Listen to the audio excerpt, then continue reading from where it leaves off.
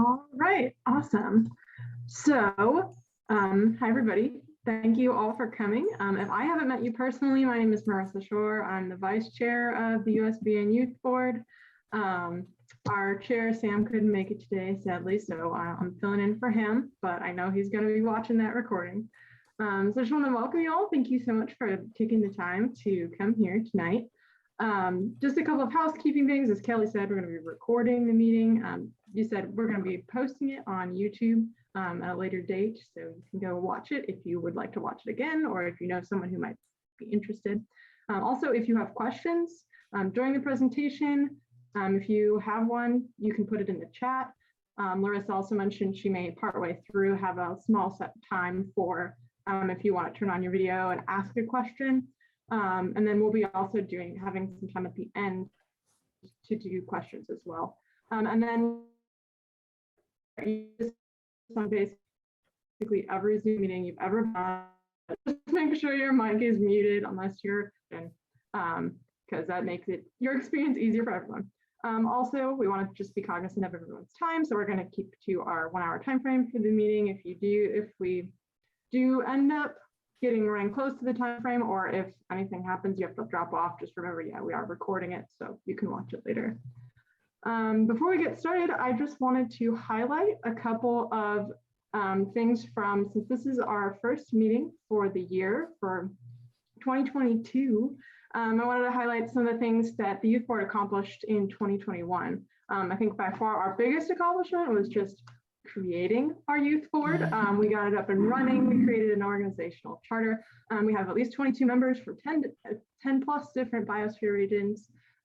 We meet regularly as a group, and we've started branching out and creating subcommittees. So currently we have a communications subcommittee, a recruitment subcommittee, and an internship subcommittee. Kind of the second biggest thing that's been going on kind of in 2021 and carrying over to 2022 is that we are working in partnership. We're creating an internship. So we're working in partnership with the Eastern Band of the Cherokee, the Niquosi Institute, the Southern Appalachian Biosphere Region, and the Great Smoky Mountains National Park to develop a non-traditional internship that's focused on a cultural corridor between North Carolina and Tennessee. So that's something we have in the works that we're super excited about. And finally, one of our big accomplishments and ongoing is this Emerging Leaders Workshop series. So we're really excited about being able to provide these professional development opportunities to those on the youth board and youth in general throughout biosphere regions. And this workshop's a really exciting and great way to do that. So this is the second workshop in our bi-monthly series.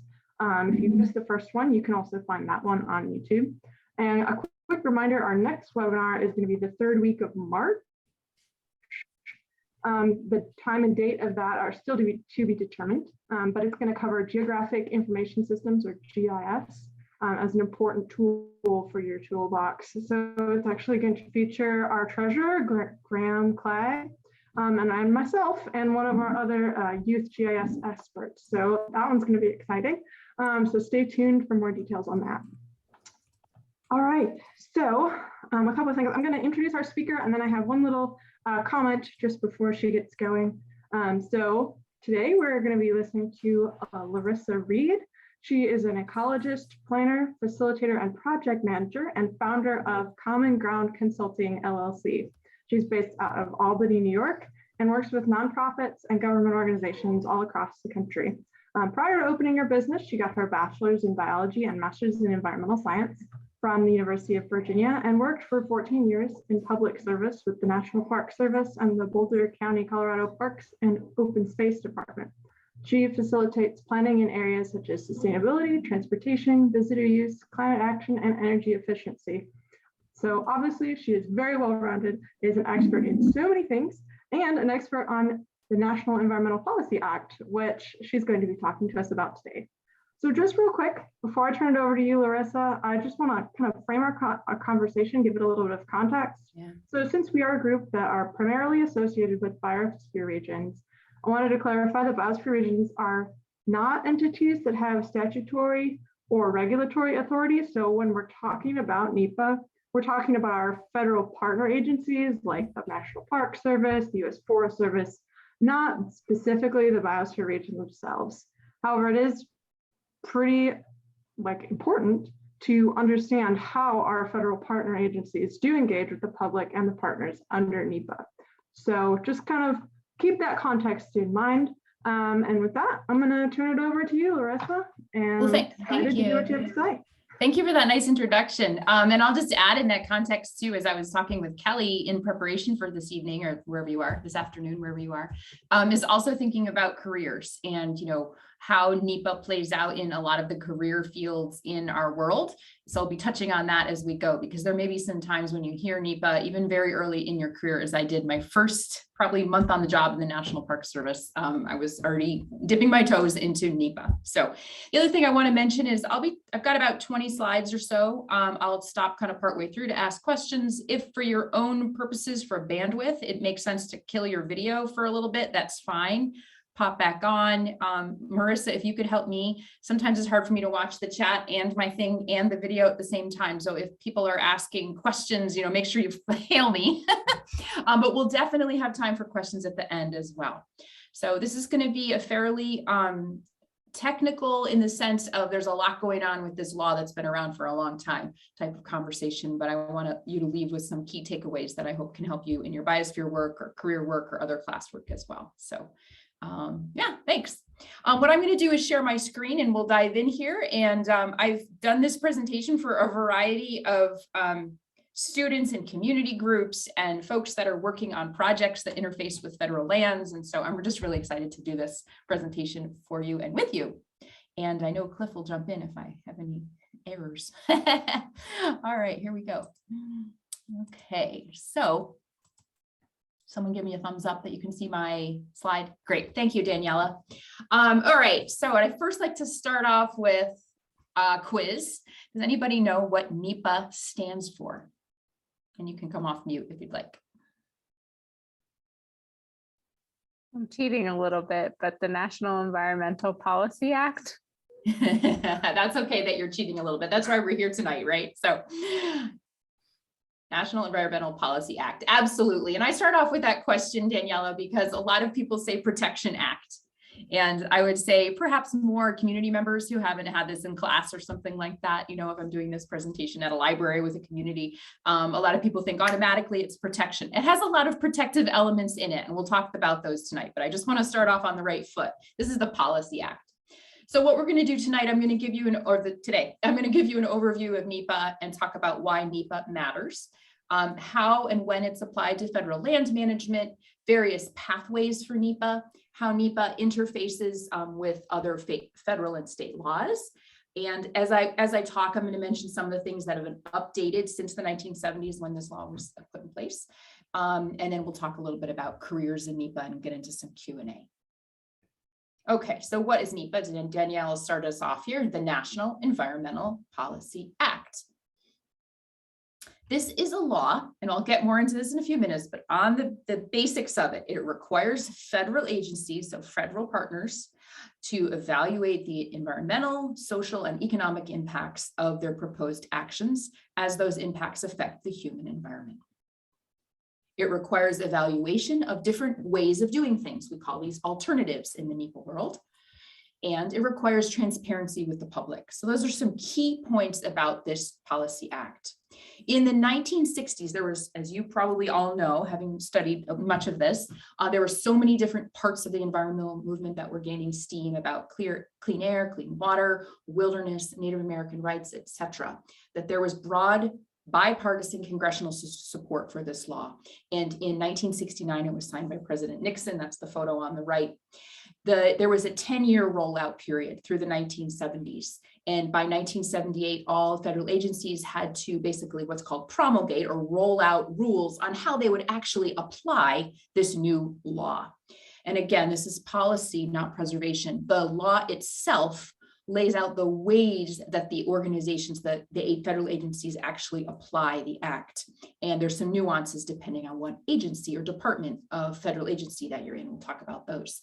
Again, agencies have their own procedures on how to apply NEPA, but it's basically all under this major framework. Again, looking at alternatives, looking at alternatives to the action that's being proposed, looking at the impacts of the action, potential impacts of the action, and being transparent with the public. So there are some big players in NEPA, and some of these agencies and organizations cross over, of course, with the Biosphere Network. The two at the highest level, the federal level, are the Environmental Protection Agency and the Presidential Council on Environmental Quality, or called CEQ. These folks set the highest level. They set some of the legal and policy parameters that then trickle down to the various agencies, because in reality, a lot happens at the agency level. This is the U.S. Department of Agriculture, the Department of Interior, the federal highways, etc. Anyone using federal dollars generally has to engage somehow with the process of NEPA if they're going to be doing something that affects the human environment. We'll dive a little bit more into the different pathways of that.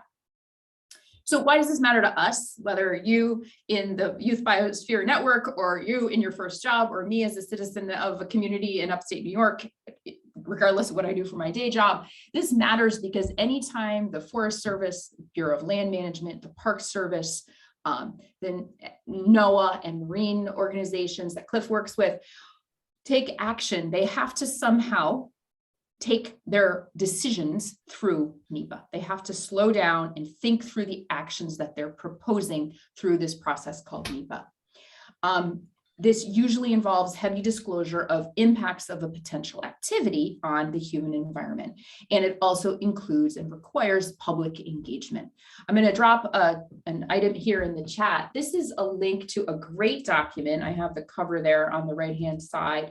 The Citizen's Guide to the NEPA, Having Your Voice Heard. This is a really basic guide for folks that maybe have never heard of NEPA before, never had to work with it, or maybe all of a sudden you find out that something's going on in your community, that a federal agency is going to be taking some action and they're having a NEPA hearing and you want to attend the meeting and understand what's going on. So that's what the draft there is. It's a really well-written document, and it gets updated very regularly by that Presidential Council on Environmental Quality. Okay, so why else does this matter to us? So we've got folks here calling in from all over. I got the sense of that. Federal lands are all over the United States. There is a huge chunk of federal lands, of course, in the western half of the United States. And that it doesn't mean that NEPA doesn't apply everywhere else as well. This map doesn't even show some really small pieces of federal land, but basically the green on the eastern half of the United States, a lot of it's Forest Service land. The yellow on the left is Bureau of Land Management out in the west, as well as some of the large BIA, Bureau of Indian Affairs, national park units, et cetera, are showing up on this map.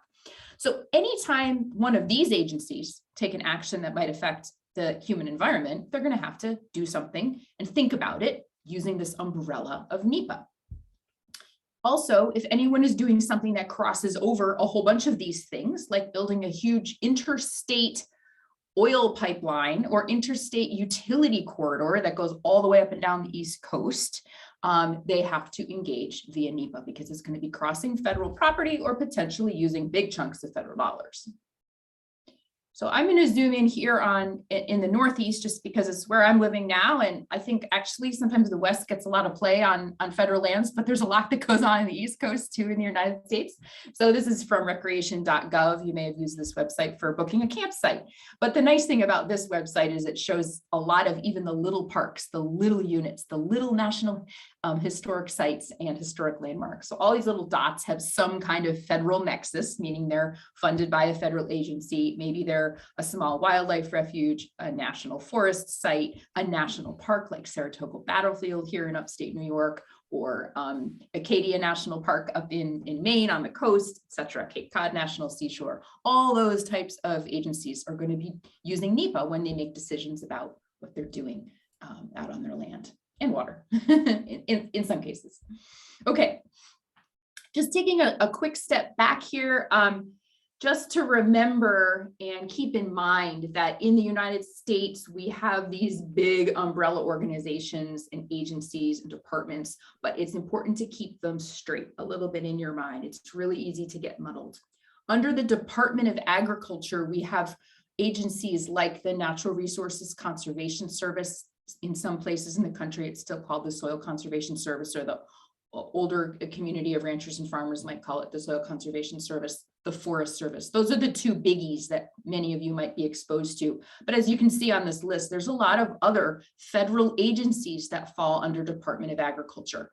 And on the right, I put their mission statement to provide leadership on food, agriculture, natural resources, rural development, nutrition, etc. And the reason I mention this is agriculture is a commodity in the United States. So just keep that in the back of your mind. It's slightly different, even though it's still NEPA that gets applied by the Forest Service, than Department of Interior. So this would be the National Park Service, the Bureau of Land Management, our wildlife refuges, where the mission statement is a little bit more focused on natural resources protection and cultural resources protection, not so much on the commodity side.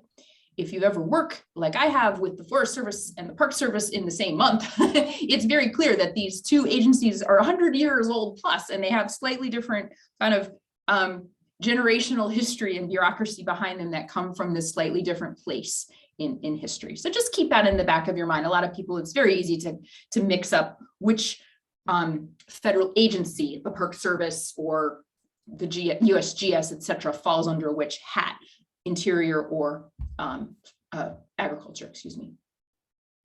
Okay, so I think I'm going to just pause there and see if there's any questions about some of this high level stuff. Several federal agencies away at the top, why it matters. We've got federal lands all over the United States, and this concept of different agencies applying things a little differently, but generally still applying NEPA. If you have any questions, yeah, just feel free to unmute your mic and ask.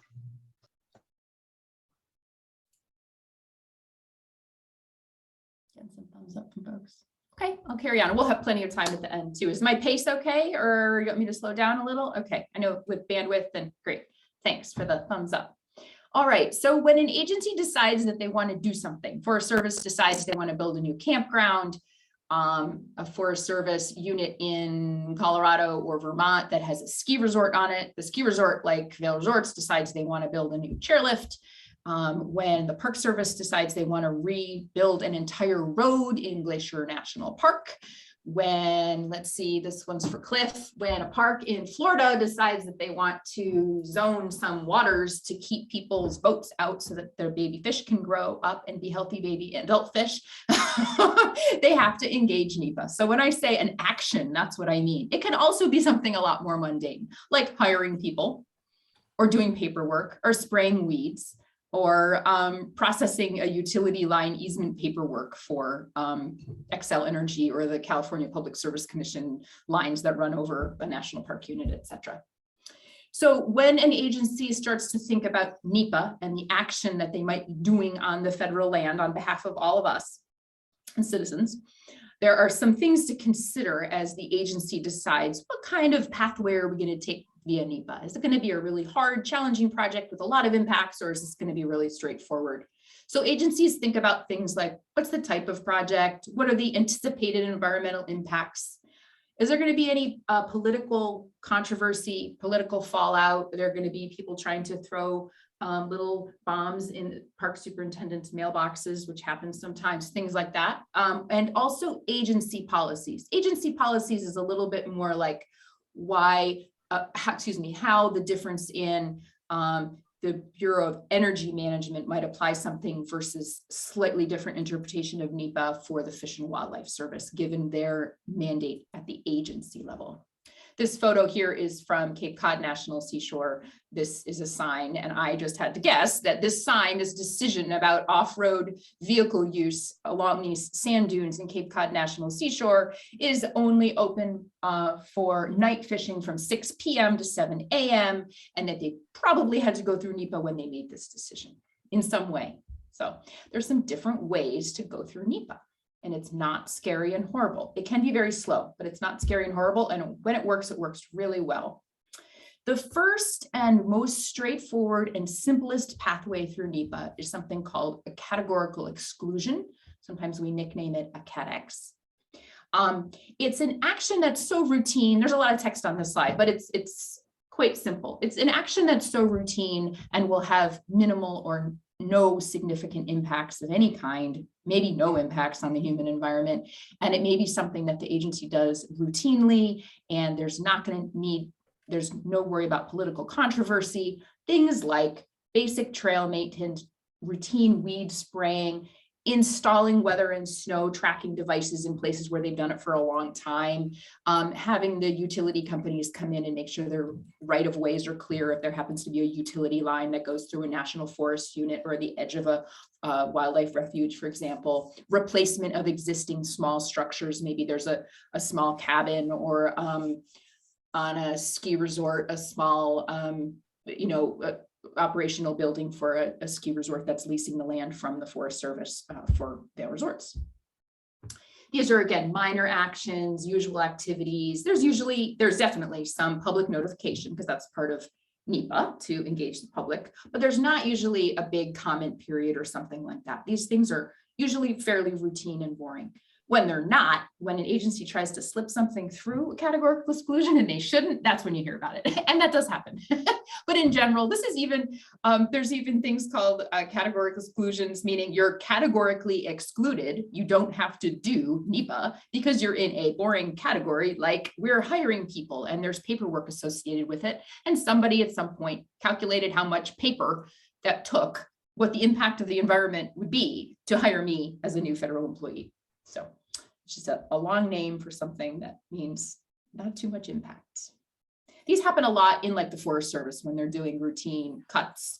They're doing areas where they're constantly doing tree management, building a simple, a new structure at a campground, things like that. The middle level of NEPA is something called an environmental assessment. And there's actually some complexities to this that I'm not going to get into, but just know in general, it's kind of the middle level. The environmental assessment, or EA, determines whether or not a federal action has the potential to cause environmental impacts. That's the definition of an environmental assessment. In reality, most of these federal agencies, your federal partners, would use an environmental assessment when they know pretty much in advance that there's not going to be any big environmental impacts. If they think there's going to be big environmental impacts, they're going to use the third big category that I'm going to get to on the next slide. So this environmental assessment pathway, however, still gets into the weeds in a good way a little bit. It dives into the alternative. What does it really mean to rebuild that cabin on the Forest Service site? What does it mean to expand the Park Service campground by another 10 spots? Do you have wetlands and fens in there? Do you have native species you shouldn't be messing with? Is it going to change the visitor circulation? How's it going to affect the number of visitors that come to the unit, etc.? So all these things need to be thought about, everything from cultural resources impacts to water resources, sound, night sky, etc. So the environmental assessment pathway requires a full analysis of at least one alternative, one action, plus comparing it to the no action, doing nothing. And that's where NEPA really has some awesome teeth. It allows the agencies to say, this is what will happen if we do the thing, and this is what will happen if we don't do the thing. And we don't have to do this so much in that first really simple category of like spraying for weeds once a year in the same location because people get out of their cars and tramp weeds around. It shows up here in this environmental assessment and then that most complex level. Usually there's at least 2 rounds of public engagement. There's going to be meetings at the Forest Service site or at the Park Service office or the community library, that kind of thing. Now everything's on virtual Zoom, which is great too. We get more turnout. The decision for this is called a finding of no significant impact, meaning this truly is for projects that don't have significant impacts on the environment and or can be, their impacts can be lessened. This is a term we call mitigation. Examples of this that you might be aware of in your worlds, if you're a skier or any other type of recreation activity, when there's new snowmaking lines or similar types of corridor pathways that are put down in new areas at a Forest Service site, so like Vail Resorts or Aspen, they Vail owns like all the ski resorts out here in the East now too. So if they're replacing an old line, that might be a Cat X, a categorical exclusion, if it's an old line that's been there forever. But if it's a new line and they're going to be building new snowmaking lines over the leased land that they have from the Forest Service, they'll probably be using something like an EA to do that analysis. And that's because it's a new construction, new disturbance on the land. New trails or campsites, area management plans, tree harvest management, utility line upgrades, those kinds of things. I just did one for a park, wrote an EA for a park, the St. Croix National Scenic Riverway in Wisconsin and Minnesota. There's a 1/4 mile trail that's actually going to allow bike use, which is a whole nother law for the Park Service. It's an EA, so that same 1/4 mile trail might have been a categorical exclusion under the Forest Service, but under the Park Service, it kicks up to an environmental assessment because of, like I said, the lineage and the history and the mission statement of these federal agencies. So the Park Service and the Forest Service differ a little bit in those kinds of things. And then the third type, this is the big, expensive study. This is the environmental impact statement.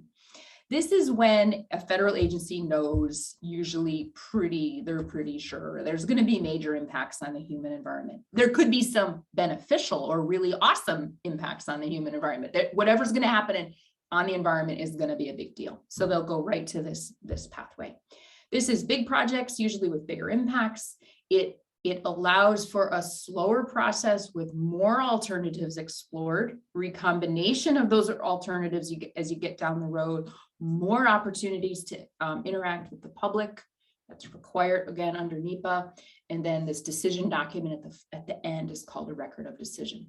Some examples are major utility line projects, multiple state, large restoration projects. Say you've got a huge site that used to be a military site 50 years ago, and now it's going to be a restored wetlands and fens or something like that. It's going to be, hundreds of acres, thousands of acres that would fall under an EIS, an environmental impact statement.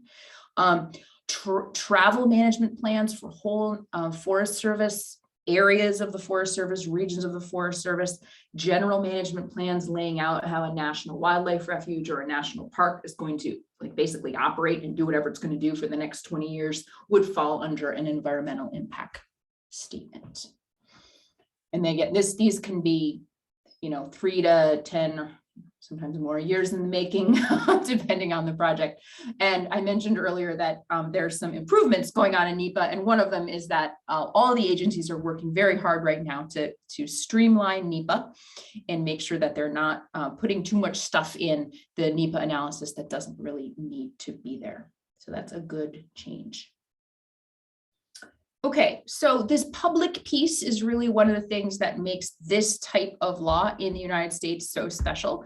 And this ability for us as citizens and as other partner agencies to comment on what an agency is up to when they're doing this thing. So that's one of the things that makes NEPA so special. And if you think back to that slide with Richard Nixon signing and all the bipartisan folks in the background, think about what you know about canals burning because they had so much pollution in them and all these things that triggered NEPA and other similar environmental laws in the 60s and 70s.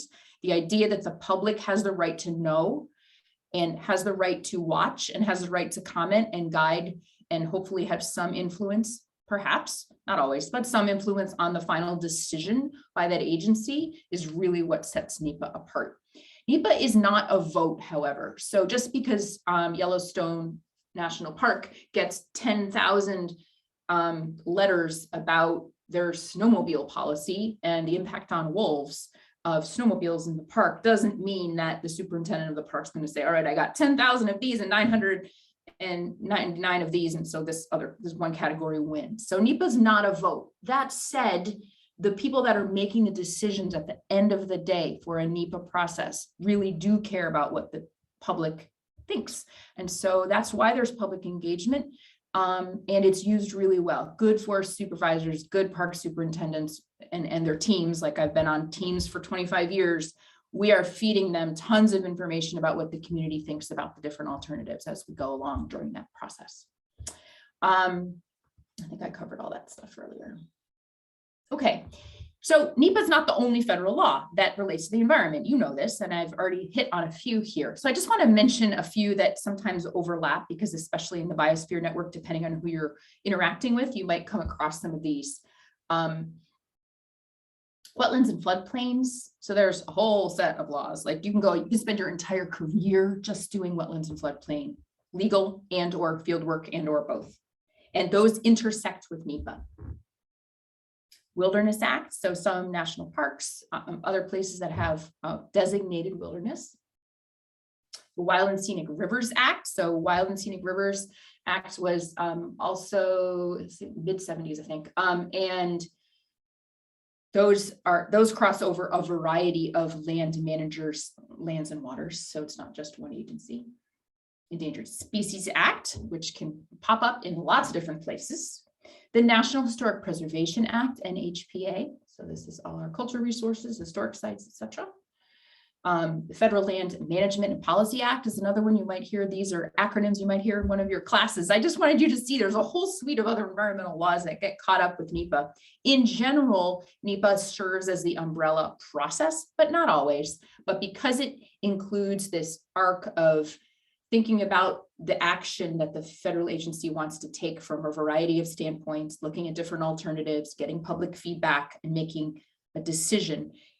It's usually kind of this big umbrella process, and these other laws, people that specialize in these things, like a wildlife biologist or a cultural resources specialist, will kind of tuck their legal needs underneath that process somewhere along the way. They're working with their state agency or their Fish and Wildlife Service contact on endangered species mitigation and stuff like that if there's something going on in the project. Superfund. So Superfund and NEPA don't usually overlap, but you probably have heard of Superfund sites where you live. But there's another one just to know is out there. It's a little different than NEPA. And then, of course, we have something very separate and special, which is our government to government consultation with tribes. And sounds like you're already, even your new internship program might be touching on some of this. And we work very closely with our tribal historic preservation offices as well as the consultation at the highest level of governance. Over here on the right, I just have some reminders. If you're this photo at the bottom right is from down in the Hudson Valley, New York State. This is an endangered species, the sturgeon, which is making a comeback in the Hudson River, and the estuary protections are really important. And up here near closer to where Kelly and some of the Paul Smith folks are, we've got a Superfund site. There's a whole bunch all over the United States. Okay, so I'm going to take another quick break before I go into some public engagement stuff, because I think this is really the most fun in a way. Any other questions? I have a quick one for you, Larissa. Yeah. So this is super informative. And it's so funny when you were putting all of those abbreviations and the acronyms up, that's like in one ear out the other. There's so That's many, okay. That's okay. federal laws.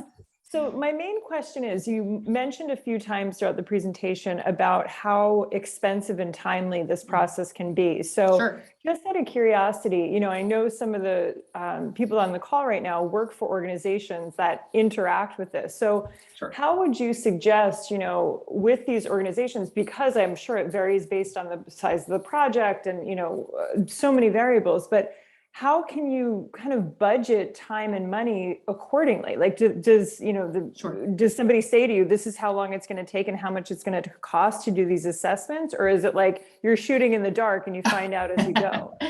Well, luckily we're not shooting in the dark, in the sense that the folks that work on these and the agencies have been doing this for a long time, and we have lots of examples. And because we're the federal government, we can plagiarize ourselves. Awesome. So let's and a lot of these agencies have planning teams. So a new project comes up, say a privately owned utility, decides that they need to go in and extend their corridor through a national forest in Pennsylvania. Okay, they're gonna basically call up the local national forest supervisor and say, we really need to cut a whole new swath of forest to run this new line, and we're going to have to engage with you on NEPA. And the planning team at the Forest Service is going to sit down, they're going to work with the utility, and they're going to start this process. Depending on which pathway it might take, the paperwork for a categorical exclusion is probably less than 12 hours at the very short end. So one staff member can do it if it's routine weed spraying or routine recycling procedures for an office building. Okay, that's going to be under a categorical exclusion.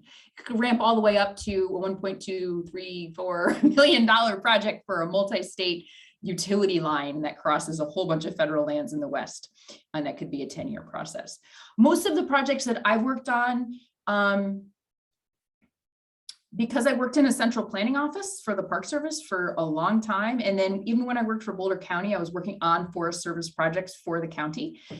Those were generally environmental assessments and environmental impact statements, because usually you don't need to hire out for help on little stuff. You need to hire out to help with the big gnarly stuff.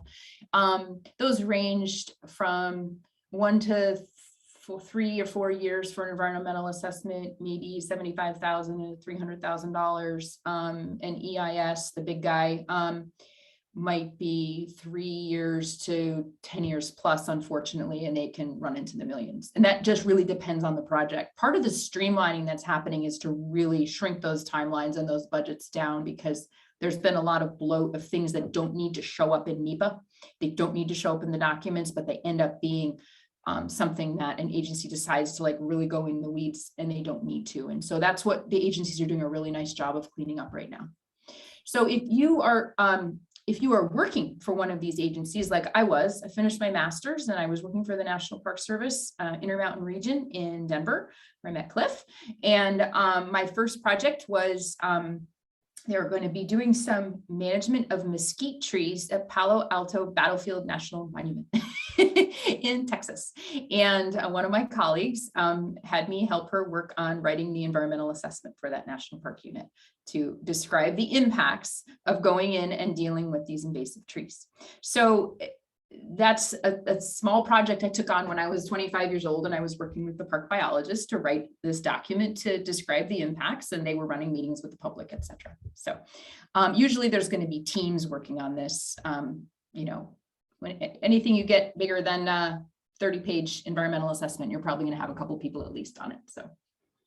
Well, it's super helpful just to get an idea in terms of timeframes and costs, because it does seem there's so much that goes into it and there's so many nuances, but thanks again. Didn't mean to sidetrack, but no, that's a great question. Yeah, it's kind of that career pragmatic question. Yep. And there's the reason I went fast over the slide with the acronyms is I don't want you to worry about it. I just want you to know that often these agencies still deal with NEPA as the umbrella, and they put these other pieces underneath it. While the NEPA process is going on, the park or the Forest Service biologist is dealing with endangered species stuff with their local Fish and Wildlife Service colleague to make sure that they're not going to have any inordinate impacts on a certain bird or something. It's going on within the NEPA world. Okay, so public engagement.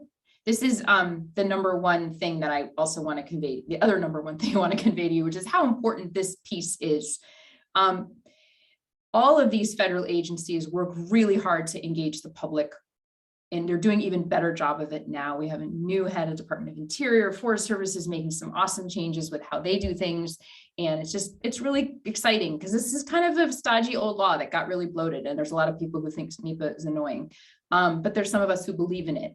It goes a little slow sometimes. But this is just a screenshot of the Forest Service NEPA page. So there's so many forest units across the United States. That's why I'm just kind of keying in on the Forest Service tonight. And they've got all their procedures are up there. They're constantly doing trainings and reevaluating how they're doing things. Sometimes it takes forever to make a change in their own policies, but they're still working on these things. And these are really easy to find. You just Google Forest Service NEPA and you'll find this page. When the Forest Service in particular decides that they're going to maybe do a project, they put it on this thing called a SOPA, another acronym for Kelly. This is the schedule of proposed actions. If you are, and I'm mentioning this because some of you may be thinking about career options and you want to know what is my local Forest Service office up to? I mean, I see these guys and gals in green trucks, but I don't really know what they're doing in their computer job part of their day.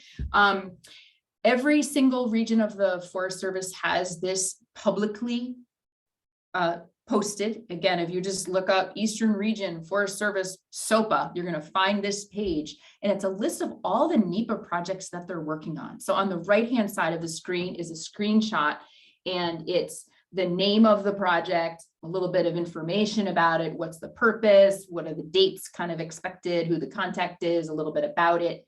Let's hear at the top, we've got this is for the Green Mountain and Finger Lakes areas up here in upstate New York and Vermont. a 2021 maple tapping special use permit. This was actually an EA. So that tells me that maybe it was a new area of forest that was going to be tapped for maples. Or maybe there is a producer that's doing a different type of technique, and the Forest Service said, hey, even though maple tapping has been going on forever in the Northeast, we're going to actually have you go through your process and look at the environmental impacts under that middle category of NEPA. So just that letter, that code EA, tells me a little bit about this project. Underneath it, skid road permit. So that's for the equipment to run in and out of the forest unit where they're doing some tree cutting. That's a categorical exclusion, or a CE, over there on the left side of the page. I would expect that. Forest Service, again, Department of Agriculture, they're used to having these pieces of equipment run in and out to pull trees out, and they're going to use a categorical exclusion to document the potential impacts, but it's not even something that they need to go to the public with. So any place in the United States where you live, the reason I mentioned this is I said some of these agencies do things a little differently. The Forest Service does this awesome thing called a SOPA. It's a little different on the Park Service side, and Bureau of Land Management's a little less transparent at this phase. So if you want to learn about what's going on in your community, this is a really good place to do it at the Forest Service side. And then I'll show you the Park Service one as well in a little bit. Okay. All the federal agencies have kind of these stodgy looking web pages. Park Service is pretty cool now, actually. This is the typical beige of the Forest Service. On the left-hand side, I drilled down further to this management, one of the management plans on the prior slide. And you can just see there's different phases of the plan have different sets of documents. There's a whole bunch of maps, and then there's a tab here for analysis, which is kind of the middle of the project, and then the green tab here for decision, meaning when the forest supervisor makes their final decision, all the documentation for that goes there. I just wanted to show you this because, again, everything's up there. BLM, Bureau of Land Management, Fish and Wildlife Service, Park Service, they're all going to have a really similar looking page to this, different colors, different fonts. You'll be able to go in and find the documents. One really cool thing the Forest Service does is they also post all the comments from anyone who's written a comment in. So if you're a member of the public, or you're the Catamount Trail Association, or you are the town of such and such, your comment will be here posted for everyone to see. Not every agency does this. It's really awesome. And then some agencies are starting to use slicker things for public engagement, like story maps. Okay, so your NEPA 101 gondola pitch, Gore Mountain in the Adirondacks, is actually not on federal land, it's on state land, but people from the group that are Paul Smith students, I thought might know this.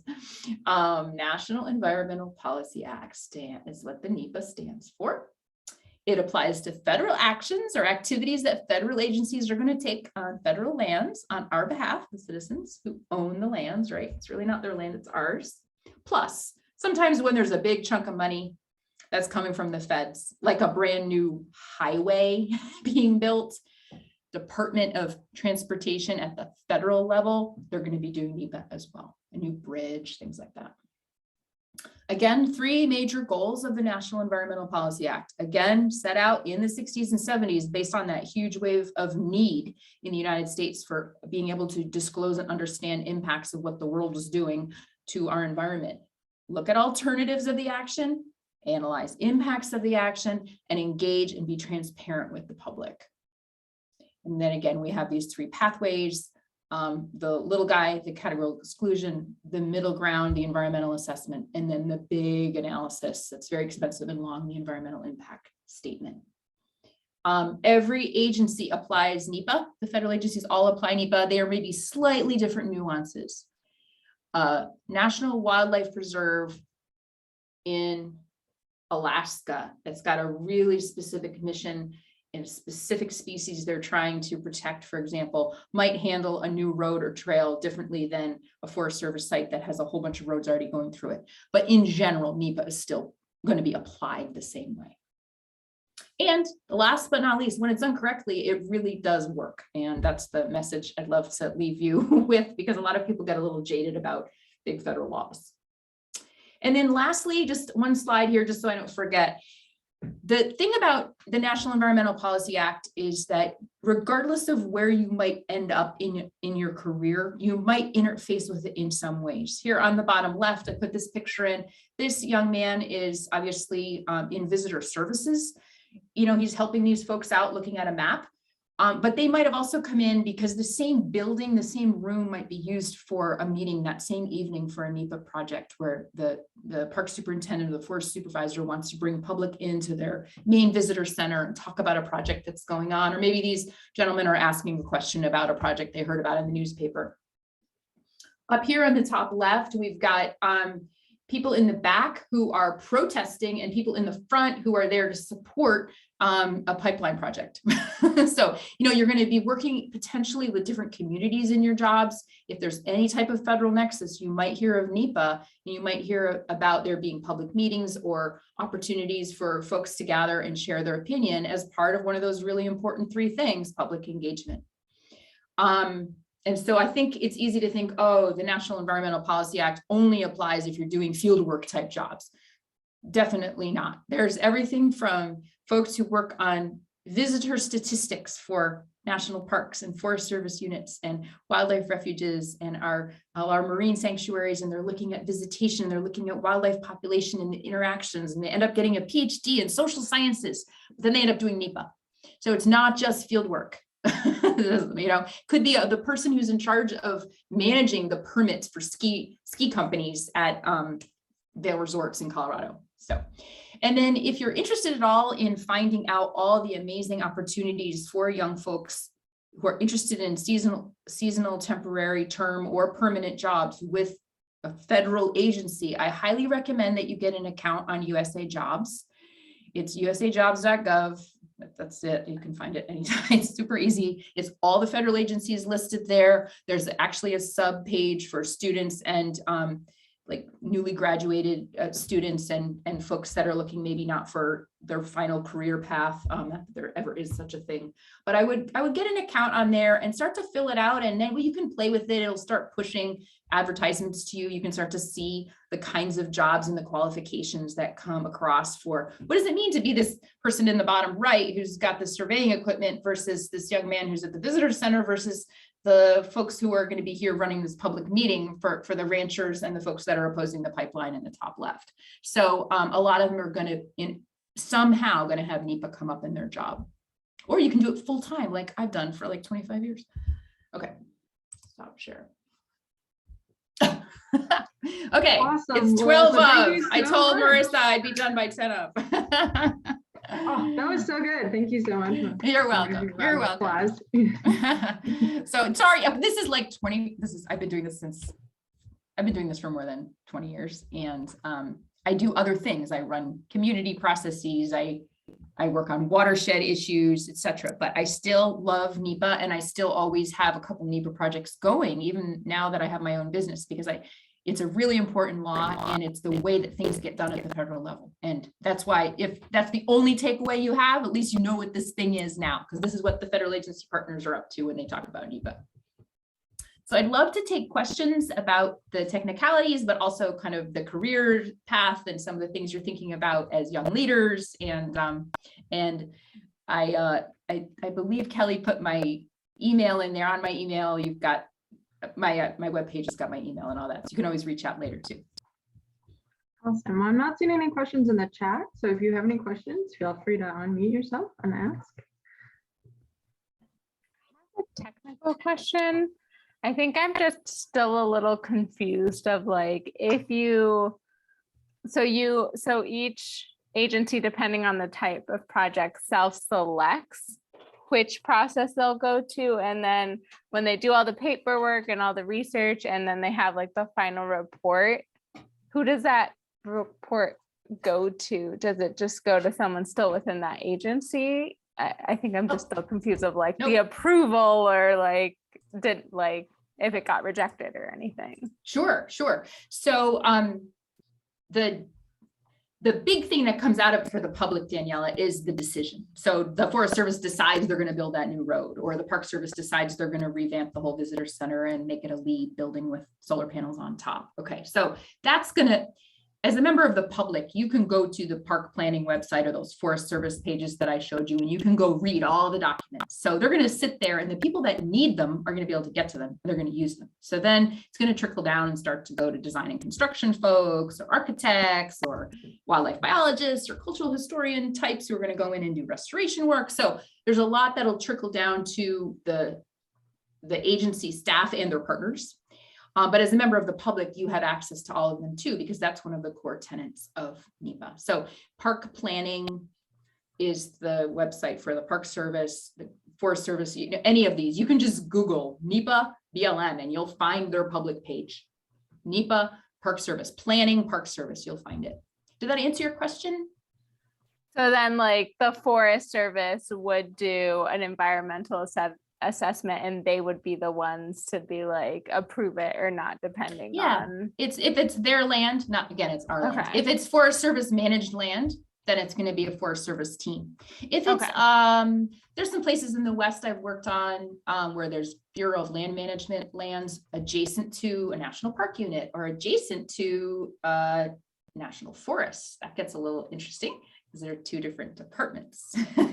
So the BLM, the Bureau of Land Management, and the Park Service are both under Interior.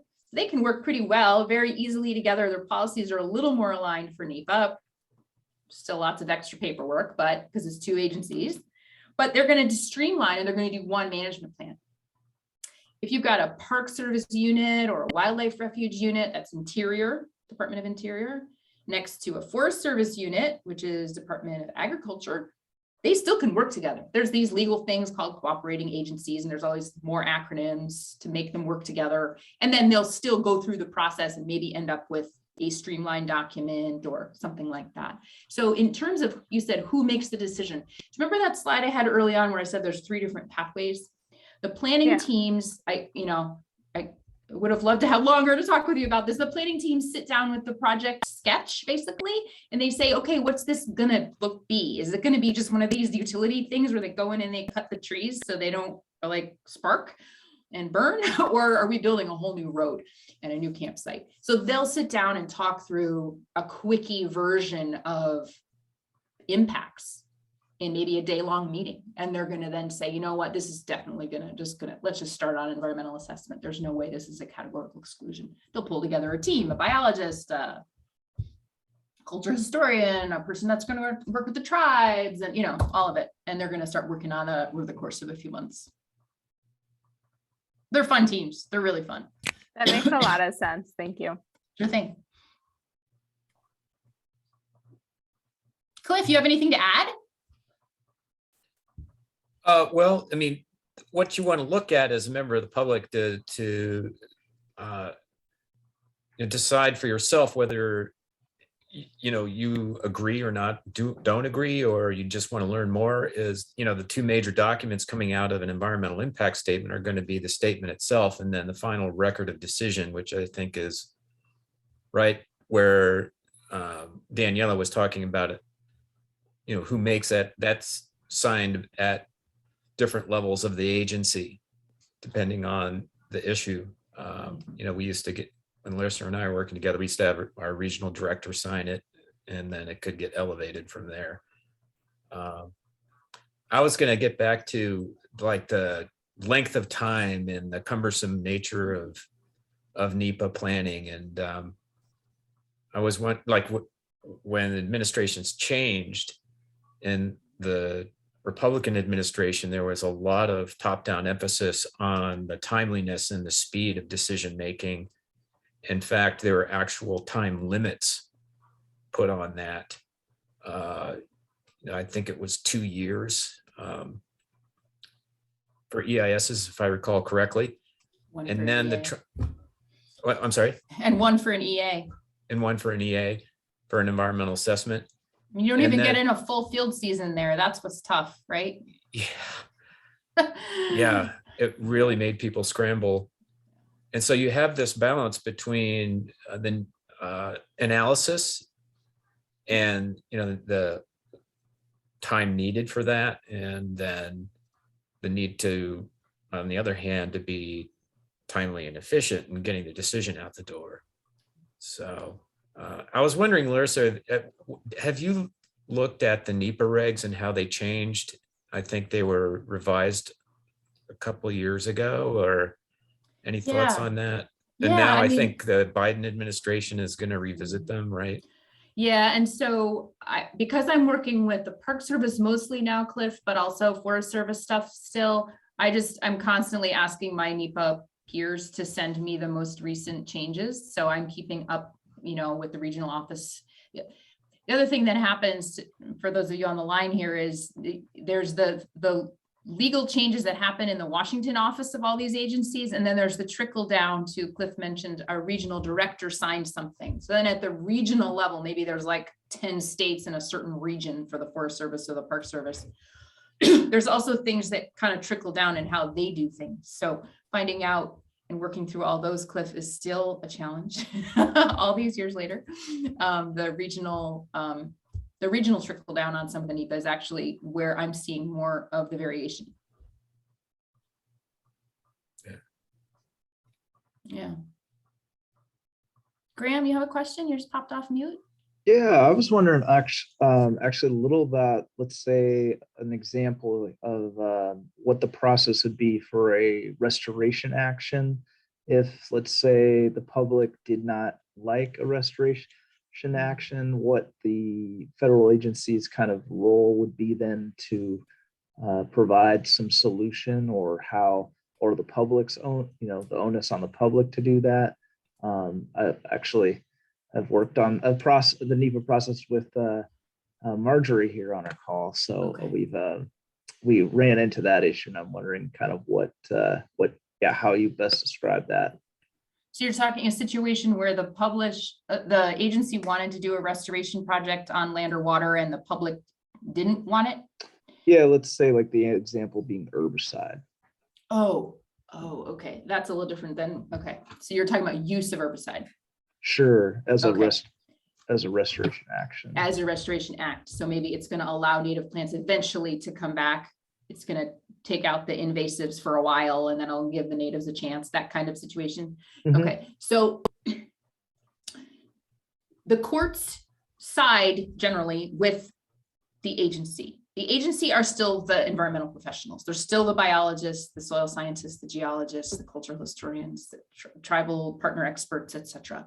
So there's still going to be deference from the courts if that ever ended up in a court situation where the public sued the Forest Service. You guys should not have done this in looking back on it. So that's the worst case, kind of looking all the way to the end.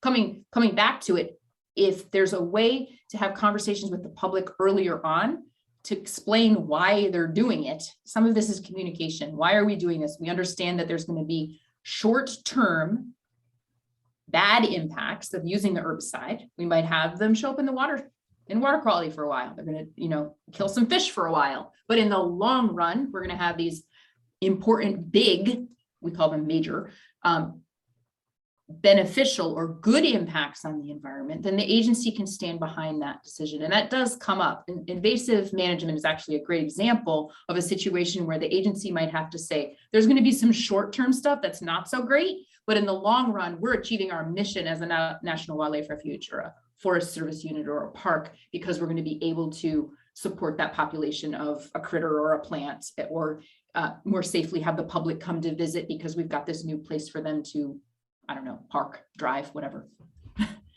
Yeah, so some of that comes down to good communication. And I think that's one of the areas the agencies are trying to really improve the clarity of that, because it's not a vote. And the final decision maker is often the park superintendent, the Forest Service lead for the region, et cetera.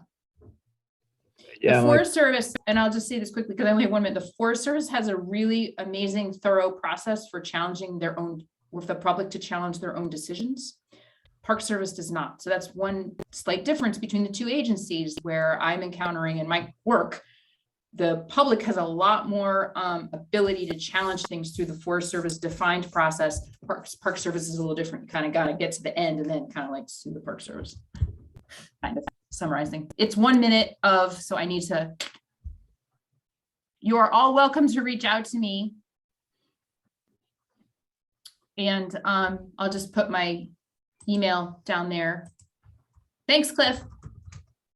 Nice to see you again, Putting the Larissa. link. Yeah, thanks for putting that everybody. link. job. If you do, Yeah, if there that are link. additional questions, if you're comfortable with staying on like 1 or 2 minutes after, that's fine. But at this point, like if you gotta go, like feel free to drop off. But just wanted to thank everybody for coming. And reminder, our next workshop series is going to be the 3rd week of March, so stay tuned for that. But if you do have extra questions or you want to talk a little bit more, Larissa, if you're available for a little bit longer, then if people are comfortable, they're welcome to stay on for a little bit. And absolutely. And Cliff just dropped the park planning link in the chat there too, which I apologize. I thought I had a park service public engagement slide up there, but it ended up being all Forest Service. So thanks to all of you for the great questions and discussion. And yeah, I can hang out for a few more minutes if you'd like.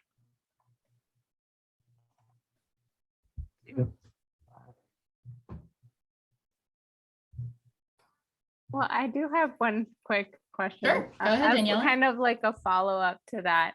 If there are short-term, like it might affect water quality in these regions, and there's also like an environmental justice aspect to that. Would in like the communication, would you say we can help by providing this for the short term? Is that something that's done in order to like combat the like short-term negative effects? Yeah, absolutely. You're getting into a whole like hour 2 of NEPA 101. So when we look at all of this set of things, and you hit on one that I didn't mention and I should have tonight, I was focused on the kind of the resource impacts. Environmental justice is actually a required section of our NEPA documentation. So there are some required sections, that one's in there. And so the other question that you're kind of touching on, Daniela, is there a way in the NEPA process to